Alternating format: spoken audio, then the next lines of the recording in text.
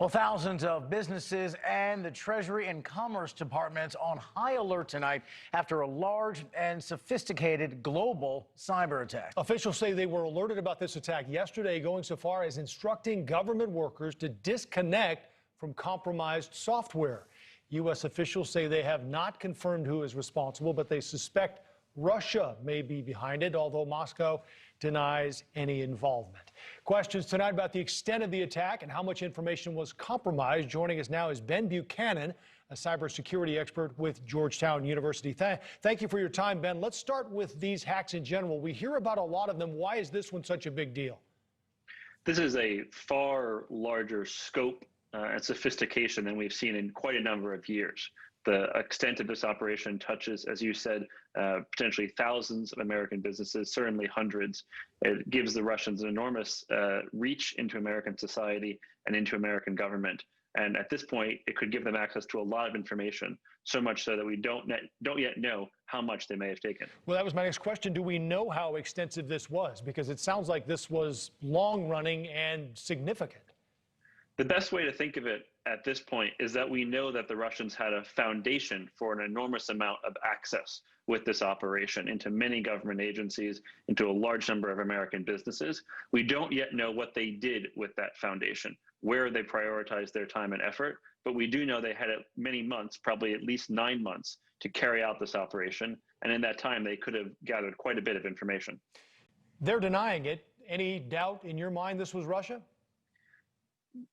Everything on the internet is always complex, but I think the fact pattern here certainly fits Russian operations that we've seen in the past. Just as bank robbers are investigated by police who look for patterns and trends between different robberies, so too do private sector cybersecurity investigators do the same thing.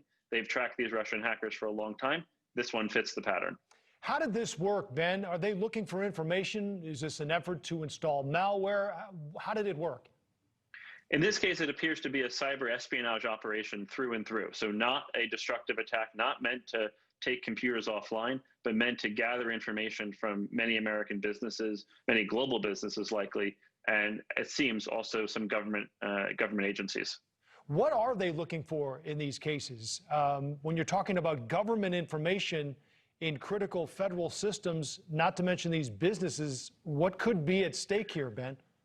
We don't know with certainty what they were after in this case, but if it is the group of Russian hackers that many suspect, in the past they've been interested in U.S. secrets. They've penetrated U.S. classified networks before.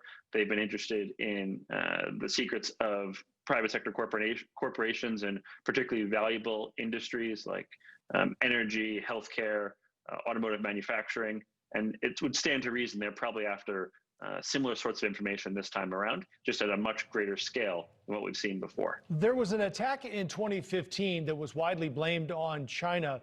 Is it impossible to stop these? Because here we've had another one, and now I'm guessing that we're doing all we can to try to stop whatever is happening. But each time we see this, we wonder, how do we keep it from happening?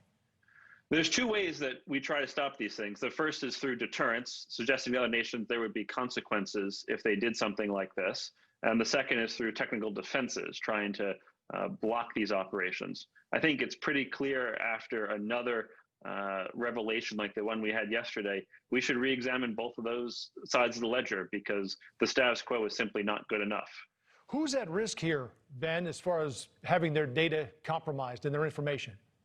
The Russians, in this case, went in through a piece of software known as SolarWinds, which very few people have heard of, but is used by a large number, likely hundreds, if not thousands, of American businesses.